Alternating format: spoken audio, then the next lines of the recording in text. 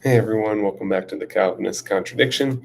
Today we're here asking the same question that we have been: where is Calvinism in the opening narrative of the Bible? We believe that if Calvinism is the true interpretation of the Bible, then it will be clearly, consistently, and constantly taught in the scriptures, not just by inferring or going back and reading into the text, but because literally of, sorry, my hair's all crazy. Looks like it's sticking out everywhere, but because of where we um, where we read it in the text, where it is prevalently there in the text, and so we want to um, not read things into the text. We want to read out of the text, and I want to say first of all, thank you guys so much for your um, comments. I can't respond to them all. I can't get to them all. Especially the longer ones are a little bit harder because it would take so much detail to get into there. And so I know like Basil and other guys out there who I really appreciate your comments and stuff, but because it does take up a lot more time to do that, I can respond to the shorter ones a lot faster, but that doesn't mean that I won't. The main surveyor out there, for example, was able to respond to one of your lengthier ones, and I really appreciate it. No matter if I agree or if I disagree, just because I don't respond, I don't want to communicate that I don't care because I read every one of them. I just can't respond to every one of them. I don't have the manpower. So, with that, wanted to just say thank you. Also, wanted to just say thank you for your likes, for your comments, for your subscriptions. A lot of you guys have subscribed out there, and that helps this channel to grow and to promote this channel. And so, please continue to do so and pray about supporting my ministry over here in Asia Minor financially. We are a crowdfunded ministry. We are supported over here to be church planners and raising disciples. And so we have a native church here. It's going super good. We've have people giving their life to the Lord, going out and making disciples. And so that's what your gift would be giving to, is ultimately sharing the gospel with people. So without further ado, I don't know where the comment section is. I guess there might be an update or something on YouTube, and maybe I don't have it yet, but I usually have a comment section. I was going to post the Bible verse there, but just turn to Genesis 31, and I'll try to go back and link it in the description section. So without further ado, let's see if Calvinism is clearly, emphatically, stated in these texts here. So this is a continuation of our last one. So here we go. Now Jacob heard the words of Laban's son, saying, Jacob has taken away all that was our father's, and from what belonged to our father he has made all his wealth. Now Jacob saw the attitude of Laban, and behold, it was not friendly towards him as formerly. Then the Lord said to Jacob, return to the land of your fathers and to your relatives, and I will be with you. So Jacob sent and called for Rachel and Leah and his flocks in the field and said to them, I see your father's attitude is not friendly towards me as formerly, but the God of my fathers has been with me. You know that I have served your fathers with all my strength, well, your father with all my strength, yet your father has cheated me and changed my wages. However, God did not allow him to hurt me. Okay, so I'm just going to stop here at 8 and break in real quick because we have a whole lot of accusations going on here, at least in the text. And accusations, I'm just saying it's accusing the person of who is actually doing it. And so at the very beginning, we have Laban's son saying Jacob has taken. So they're witnessing what's happening. I'm not saying what is happening in the text. I'm saying what the people of the text are saying. They're looking at this and they're saying Jacob has taken away from what our father has. So they're not saying our God has taken it away, because they're in this kind of like, pantheistic worldview. We'll see that later with the gods. But they're not saying our gods took it away. They're not saying his God took it away. They're saying Jacob took it away from us. Later, it's going to be deceitfully. They're going to say that.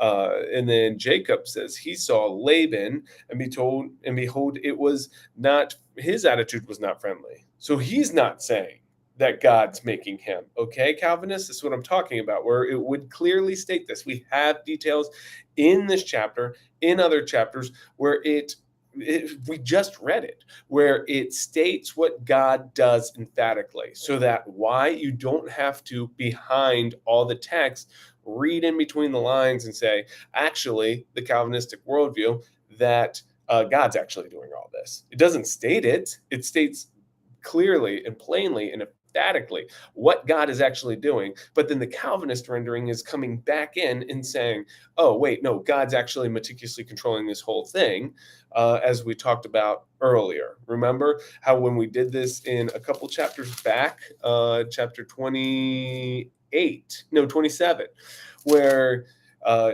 Jacob, Jacob is deceiving his father, and to do so, he literally quotes the Calvinistic, Reformed doctrines of grace. Don't you know that the Lord caused this all to happen? Deceitfully says this to deceive his father. And so that's when he gives this worldview that is not put forth in the text at all at any other place. And when we read it like this, plainly and clearly, without any of the Calvinist mumbo jumbo behind it, being read through the text with whatever kind of resources you're using to do that, whether it's a doctrine, creed, catechism, confession, and I like what you said, main surveyor. I do agree that we can use outside sources, but those should back up what the text is actually saying, not here with a meticulous control or whatever we're going to put in there, whatever Calvinistic thing that fits in there, that makes the text say what it is. And so we stopped at 8 here, and it says, yet your father has cheated me and changed my wages 10 times.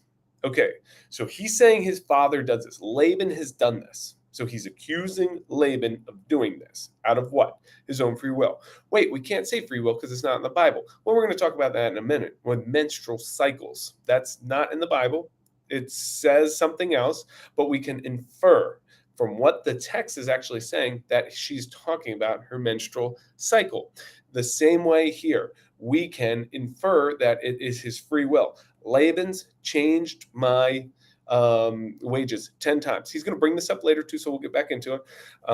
However, so he's not saying God made him change my wages 10 times. However, God did not allow him to hurt me. He is now accusing God, right? Not in a bad way. He's saying, but God did not allow him to hurt me. So he's not saying God did the Calvinist thing where he actually is using Laban to hurt me, and then he refrained him from physically hurting me, or however you want to render that text. He's saying Laban did this out of his own evil, ill intent of his heart, whatever's going on there. We can't infer too much, but he's saying that Laban did this, at least out of his character. I don't know. I don't want to infer too much on the text too, but he's blaming it on Laban, and then he's saying, but God has not allowed him to hurt me. Okay, so he spoke thus. If he spoke thus, talking about Laban, this is Jacob speaking, the speckled shall be your wages, and all the flock brought forth speckled. And if he spoke thus forth, the striped shall be your wages, then all the flock brought forth striped. Thus God has taken away from your father the livestock and given them to me. And it came about at the time when the flock, and it came about when the flock were flating. I lifted up my eyes, and I saw in a dream, and behold, the male goats which were mating were striped and speckled and molted.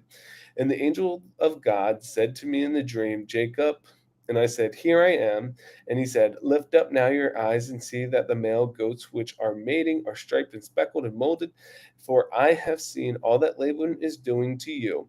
I am the God of Bethel, where you anointed the pillar, where you made a vow to me. Now arise and leave your land and return to the land of your birth. Okay, so that was a lot right there. But he now is getting into what's happening, what the Lord actually did. So we can drop meticulous control. We can drop the Calvinistic, rendering of sovereignty, which means absolute control of all things for God's glory, because that's not what's happening here.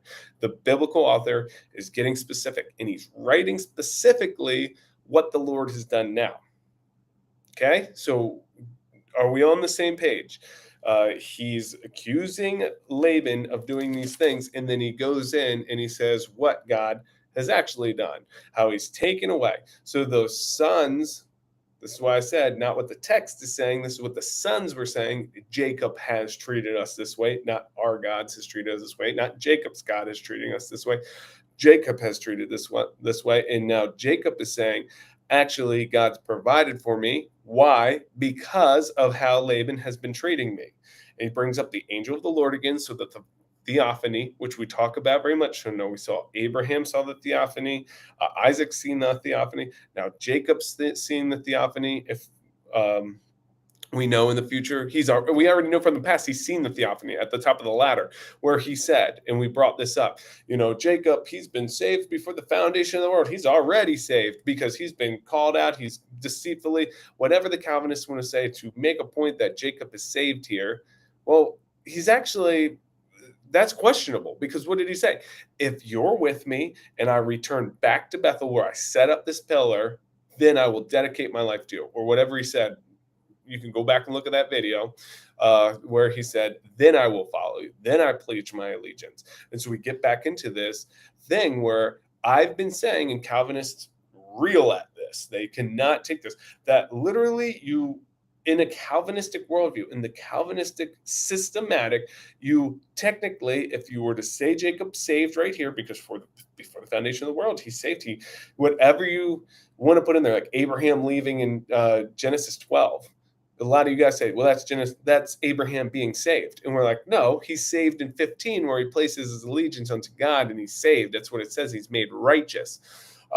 Here, where do we have this pledging of allegiance from Jacob? Nowhere. And so in the Calvinistic systematic, we've been arguing that you would technically have somebody, if you're saying Jacob saved before the foundation of the world, or because he's, gone to Laban, Lord called him to Laban, and so he went, and that's conflated as being saved. Then you have somebody who hasn't pledged their allegiance to Yahweh, to God, and he's still saved, and that's a problem. And I've brought that up multiple times, that can happen in the systematic, technically, because it's not conditional, right? Unconditional election.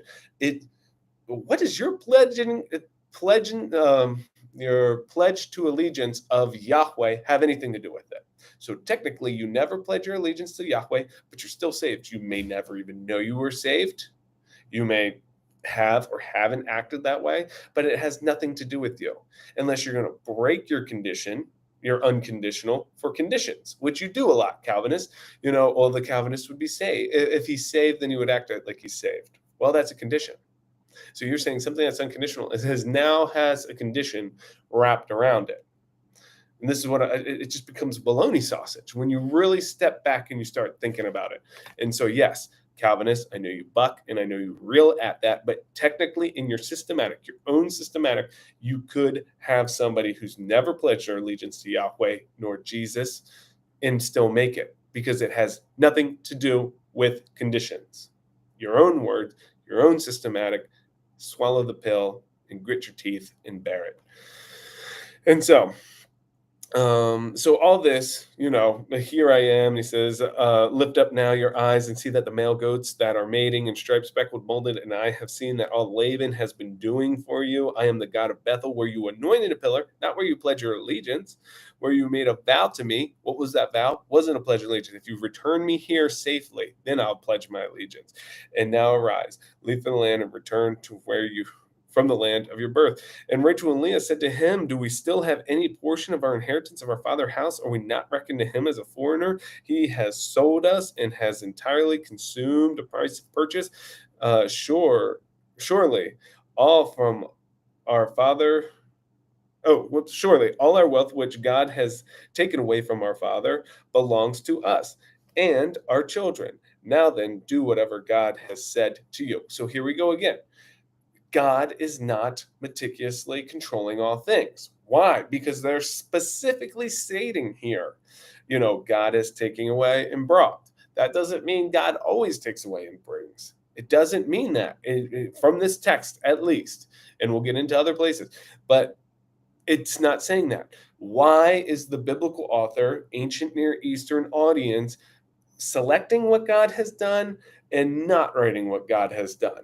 And that's what I've been pointing out. We're supposed to take what's not written there and then infer a Calvinistic rendering that God actually does everything. And I would say, no, that's not true. So then Jacob arose and put his, do whatever God has said to you. Well, he must do whatever God has said to him because he controls everything. So why even say that? This is where we keep getting into in the biblical text. Why do the biblical writers waste their breath? They take meticulous, painstakingly notes and add them in there, or they're adding these notes into the text that give us information. But then why would they put this with the Calvinistic rendering if that's the proper interpretation? And for 31 chapters, we were supposed to infer that anyway. It's so clearly and plainly in the text that we can't figure it out without John Calvin's commentaries. I get this all the time in the comments. Read his commentaries.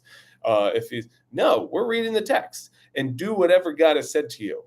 Well, they should know from the Calvinistic rendering that that's all he can ever do. Then Jacob arose and put his children and his wives upon camels, and he drove them all. They drove away all his livestock and all his property, which he gathered, his acquired livestock, which he had gathered in Padan Aram, to go to the land of Canaan to his father Isaac. When Laban had gone to shear his flock, then Rachel stole his household idols that were her father's. So is Rachel saved before the foundation of the world, before she ever did anything, stealing idols, anything like that? Is she saved? I don't know. She's stealing idols here, so she's got she's pledging her allegiance to an idol, at least by stealing it and wanting to take it. And Jacob stole their household idols that were her father's. And Jacob deceived Laban in the Aramean by not telling him that he was fleeing. So he deceived. It says, and Jacob deceived, not the Lord made Jacob deceive. But in the Calvinistic rendering, it's like the Islamic rendering. Who's the greatest deceiver of them all? What's this? Surah 358, I think it is. That the Jews are the greatest deceiver, but nobody's a greater deceiver than Allah. Well, who's the greatest deceiver in Calvinism? It's the Calvinistic God. Nobody else is more deceitful than the Calvinistic God. And how do we know that? It's because Jacob deceived Laban, and God controls meticulously everything, even down to the rape of children, the killings of Dennis Rader, the death camps at Birkenau and Auschwitz. This is John Piper's website explaining sovereignty rendered in the Calvinistic worldview. And so who's the greatest deceiver? Allah, the Calvinist God. And I would say they're one and the same spirit. They both share tons of stuff. This is the book that we're writing right now. Calvin in the Quran, the strange bedmates of Calvinism and the Quranic text, the Quranic belief. And so much more shared there than like Calvinism and Christianity proper, or Calvinism and Protestantism broadly. And so he fled with all that he had, and he rose and crossed the Euphrates River and set his face towards the country of Gilead. So this is a little part that I'm just going to break in here where it says Gilead. Well, Gilead, we're saying Gilead before it's even named Gilead here in the text, but that's because the biblical text has been edited. We know that, and we'll get into that in another thing. Not changed, edited like other books, so that it puts forth its message clearly, which God wants us to know. I guess that's my interpretation of it. Calvinists, I don't know if God wants you to read a book clearly, because he's going to just do anything for you anyway. When it was told Laban on the third day that Jacob fled, then he took his kinsmen with him and pursued him at a distance of 7 days' journey and overtook him in the country of Gilead. God came to Laban the Aramean in a dream of the night and said to him, "Be careful that you do not speak to Jacob either good or bad." Well, he meticulously controls anything. So why is he showing up in a dream and saying, don't do good or bad? Because God's only in Calvinism going to make Laban do what he wants him to do. See how this gets so messed up when you actually apply Calvinistic, Reformed doctrines of grace, any kind of other name to make it seem truthful when it's really just a big steaming pile of lies? Yeah. Why would God show up in a dream to tell Laban what he's going to do anyway? And he's going to tell him, he's telling him, don't do either. So whatever you're going to choose to do, don't do. Don't don't speak good. Don't that you do not speak to Jacob either good or bad. Don't do. He's given him referring to his, you know, freedom of the will, and then but really in the Calvinistic interpretation, he's going to make him do whatever he's going to anyway. It's baloney sausage. Respond to that, Basil. Where are you at on these things? I'm gonna call you out on this because you're always going to these Calvinistic talking points in the sorry about that. I didn't put my phone on silent. In the comments section, but then you're never responding to any of these. Hundreds, it has to be at this point. Hundreds of concerns and problems in your systematic that we've been asking questions for, but you don't bring them up. What is the point of this right here in your Calvinistic world? Let me say it real plain here.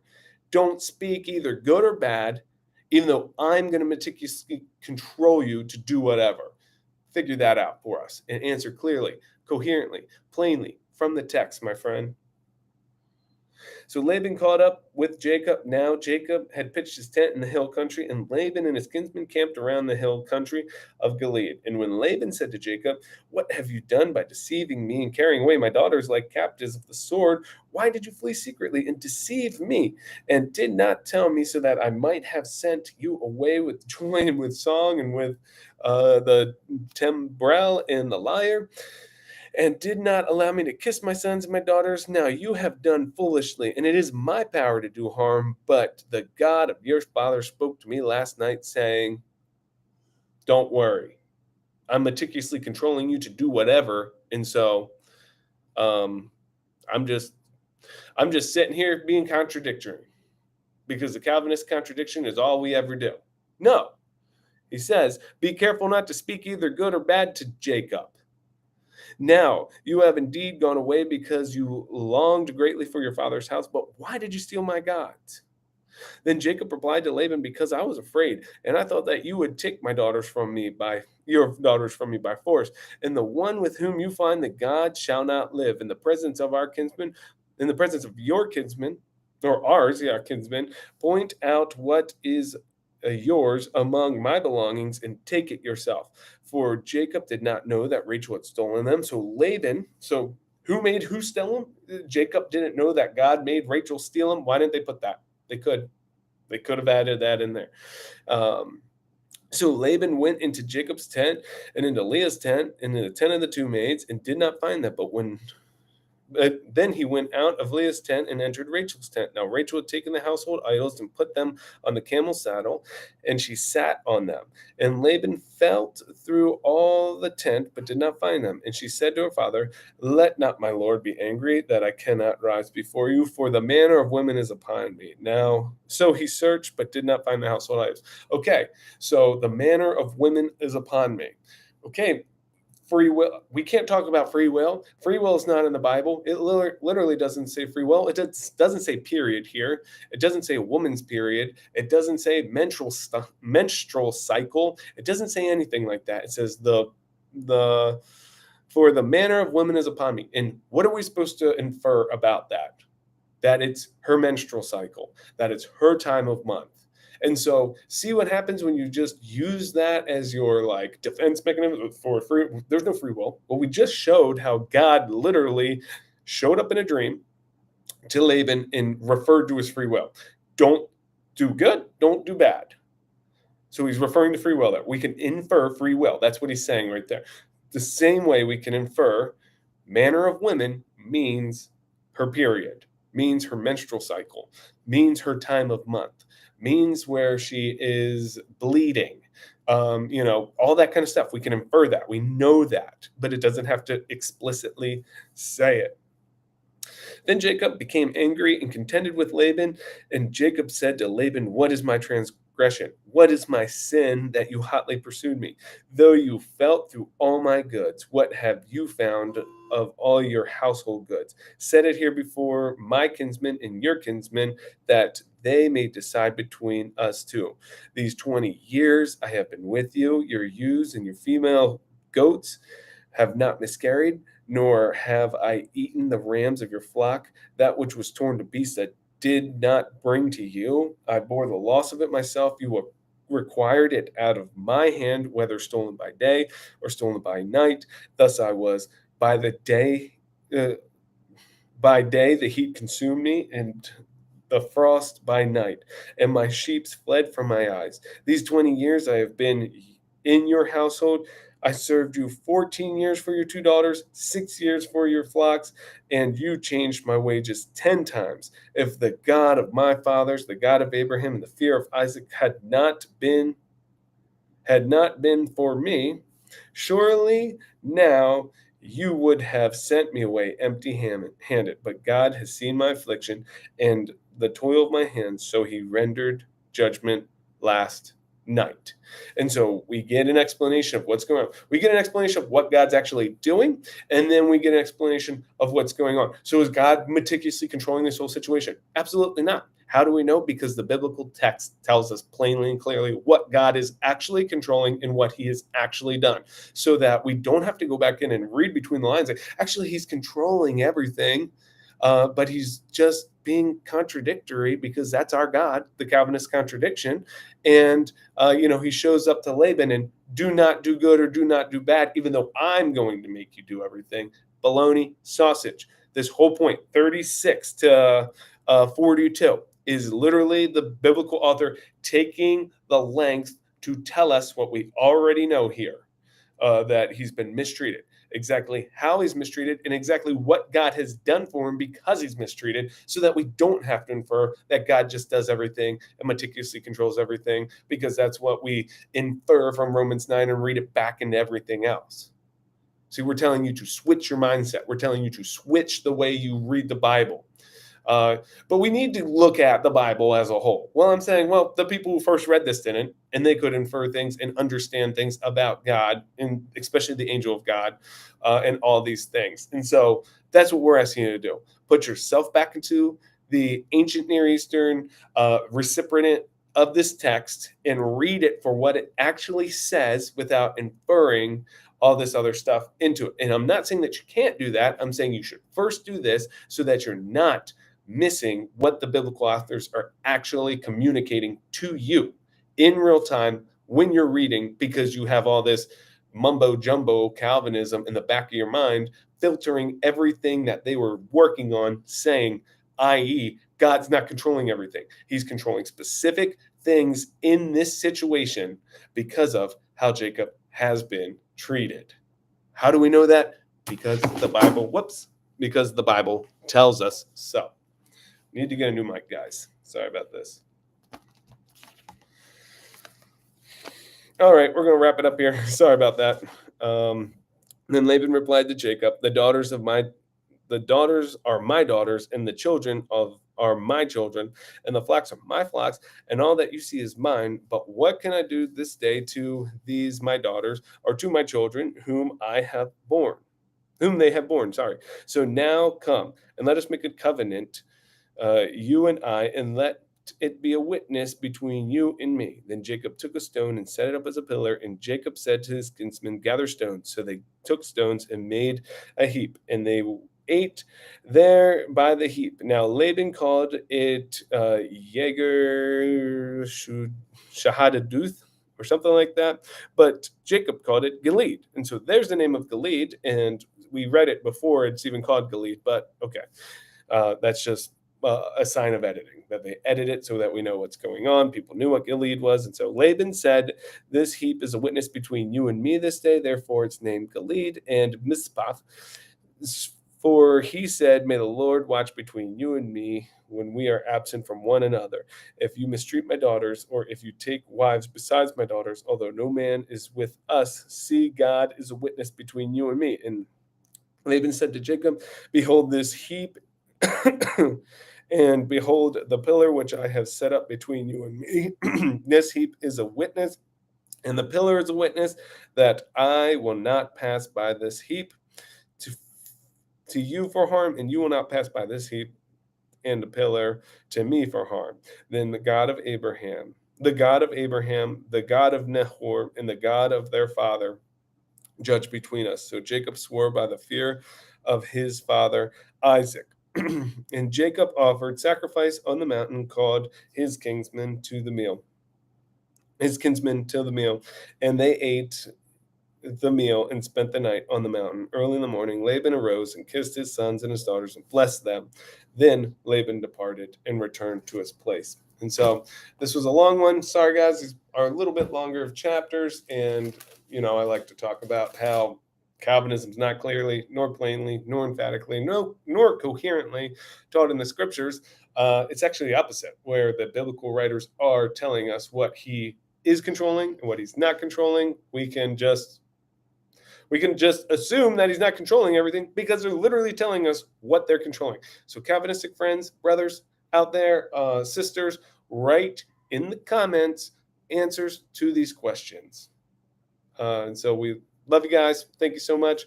Pray about supporting the channel. Like, subscribe, and we will see you for another episode of The Calvinistic Contradiction.